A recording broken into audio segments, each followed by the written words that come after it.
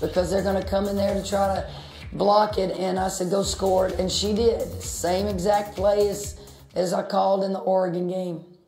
Take us to the bench when there's 2 seconds left. For those who didn't see the game last night, last year's hero, Arike Egumbawale, goes to the line with an opportunity to shoot two. If she made both, it's going to tie the game. Take us on the bench. What is a coach doing, and what are all the different things that you were planning for there, perhaps anticipating that she would make both? Well, I'd used up 2 timeouts, if you'll remember, prior to us fouling her. I wanted to see the alignment they were in. You knew who was going to get the basketball. I just didn't want them to give up a 3 or foul a 3 on a shot attempt at the 3. If the worst thing you do is give up a 2 or foul, you know, the worst is going to be overtime. And when she missed that first shot, I figured I had no timeouts left, that she would try to miss the second free throw. And when it went through the net, I thought, we're fixing to win this basketball game. And I looked at the inbounder and I said, if the worst thing you do, throw the ball deep. And they ended up deflecting it, and clock ran out. And Coach, this is a quick final thought here. I mentioned it right before we introduced you. On the all-time list of championships now, it is Gino Auriemma, Pat Summitt, and then you. This is your 3rd title. What does that mean to you? Well, just to be mentioned in the same breath as Pat Summitt, who coached me in the 1984 Olympics, who was a great mentor for me. I miss her dearly. I never had the opportunity to play for Coach Auriemma, but I think his success speaks for itself. I don't view myself in the same sentence as those guys. They've won more championships than I'll probably ever win, because I don't know that I can stay in the game as long as they have.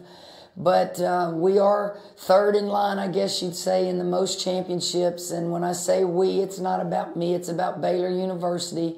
It's about our program, because I'm only as good as the kids in that locker room. Coach, congratulations. Well-deserved, well-earned. We very much appreciate the time here this morning. Thank you. Congrats, Coach. Thank you for having me. Guy in the left corner for 3 and the win. Off the rim, no good. But wait, was there a foul? Was there a foul in the corner? Nah, I didn't feel no contact. I didn't think I fouled him. Because there's no way I was going to land. Maybe they made the right call. If that's a foul, call it.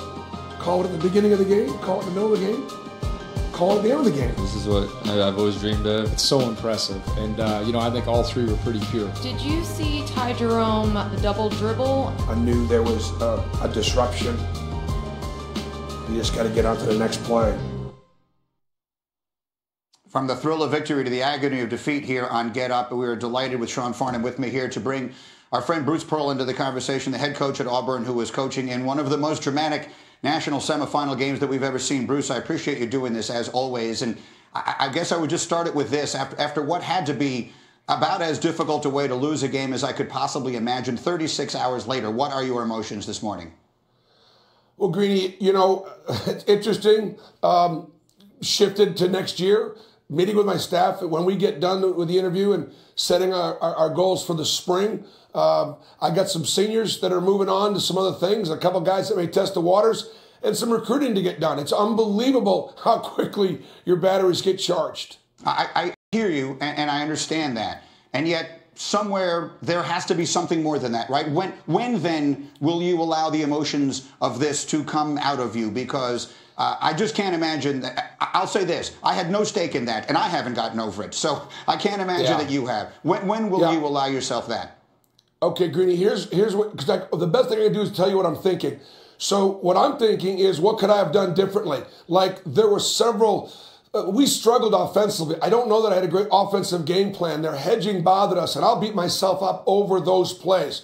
Look, the bottom line is this. Auburn went on a 14-0 run late in that game and did what we've done all year long. And Sean Farnham had our call many times. He'd say, listen, don't count these guys out. They're still in this because they're so dangerous. Because they shoot the 3, they'll make plays defensively.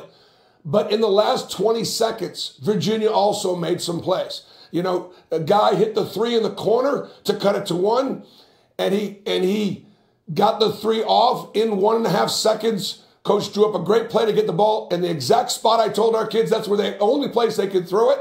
And they threw it there, and he caught it, and there was contact. And so, you know, my point is, as long as they're going to call that foul early, call it late, but don't call it just because it's late. And that's why those three guys are on that game, because they're the best we have in the business. And then you just got to move on. You just got to get to the next play. Coach, obviously, you mentioned your offense. Bryce Brown struggled for a majority of the game, but then down the stretch, he was as electrifying as anybody. I was actually sitting in between your students and also your fans. The amount of passion that you've been able to bring to Auburn basketball, what has that meant for you, the development of this program, to make this statement run that your program just had? Because when you inherited this program, Coach, it was the second worst job in Power 5 conference basketball. Well, thanks, Sean. It just tells you that anything is possible. First of all, you got to raise the level of the expectations. And think of your career. Greeny, think of your run. You know, I knew you back in the day when you were just getting started. You had higher expectations for what you could possibly do, and look at you now. My point is this: it can happen to anybody.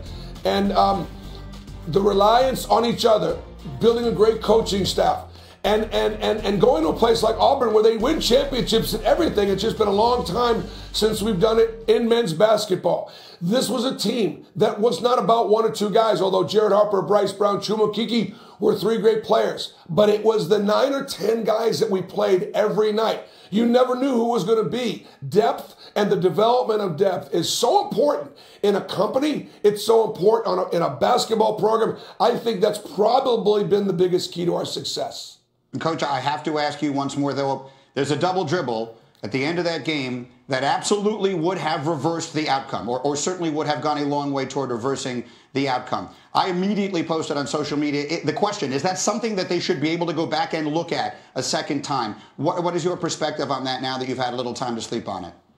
Greeny, I think it would be fine if, let's say, in the last minute or two of a ball game, there are a couple of opportunities for a reviewable play. Perhaps it could be a coach's challenge. Perhaps it could be an official's challenge out there that want to take a look at something again.